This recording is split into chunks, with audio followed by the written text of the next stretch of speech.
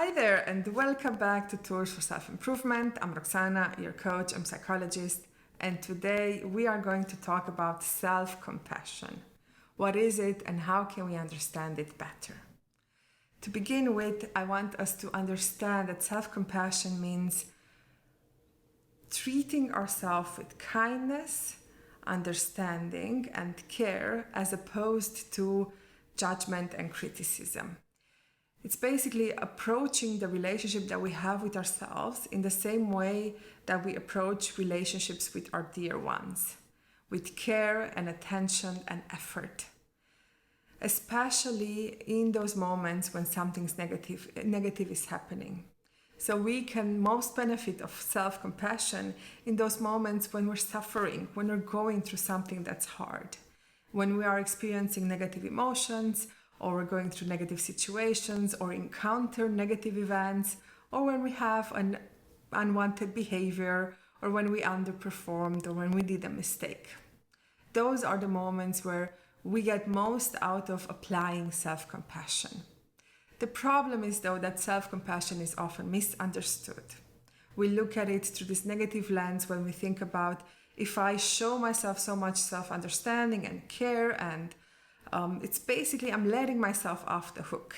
I show that I'm indifferent or I don't care about my goals, about my mistakes, about what I want to achieve. And I'm better off applying a strategy that comes with more pressure, because then I'm more motivated to do things.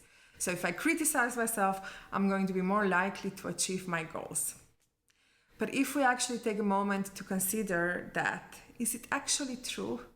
Last time when you made a mistake and you criticize yourself, instead of showing yourself self-compassion, did you actually manage to learn from that experience and improve your behavior in the future?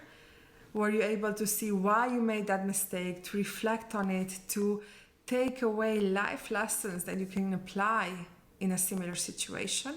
Or on the contrary, did you just experience shame, guilt, maybe depression or anger, and then you try to run away from that situation? As usually, self-compassion can have many more benefits as opposed to self-criticism in these kinds of situations. We manage to be more open to learning and more positive and constructive in terms of improving our performances and our behaviors if we are actually curious about why we made a mistake, and if we are interested in changing our behaviors and improving our behaviors. But that comes with the perspective that I understand that I am not perfect and that I still can improve some things about myself, and not just applying pressure and wanting myself to be perfect. Does that make sense? Okay, so now self-compassion has three important elements that we're going to briefly discuss today. The first one is mindfulness. Mindfulness basically means that I am able to observe what's going on with me, to reflect on my external factors and my internal ones, maybe emotions, thoughts, without judging, evaluating, or labeling them. So I'm basically just here. I know I'm aware of what's going on around me and inside me, but I don't try to make changes. I don't try to evaluate what's there. I'm just letting it all happen, making space for my experience or for my emotions, observing them, and all the while knowing that I am here and I can just do this part of the process without giving in to the temptation of trying to make changes. The second component is shared humanity. That basically means that I understand that I am not the only person in this world that goes through negative experiences, that experiences negative emotions, or that makes mistakes. I understand that no one's perfect, and I understand that all the people around me and in this world have similar experiences as I do. This is not just happening to me, and I'm not the only one that's suffering or going through this or has these needs or has these emotions.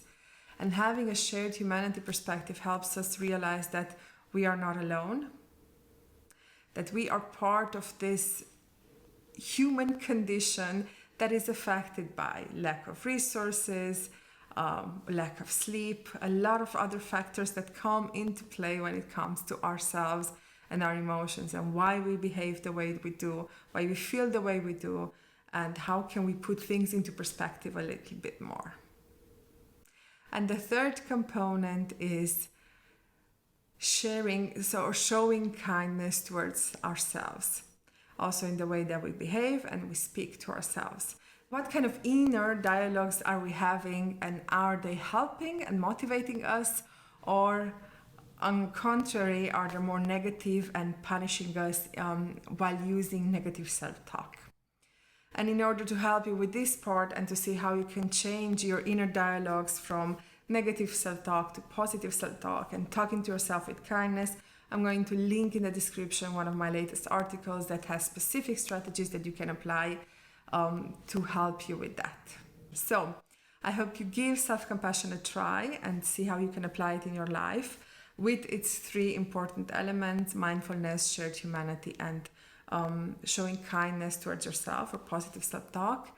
And if you have any questions or curiosities, or you're struggling with this, get in touch and we can discuss it more. Until next time, I'm going to leave you with my kind reminder to invest in your emotional health today.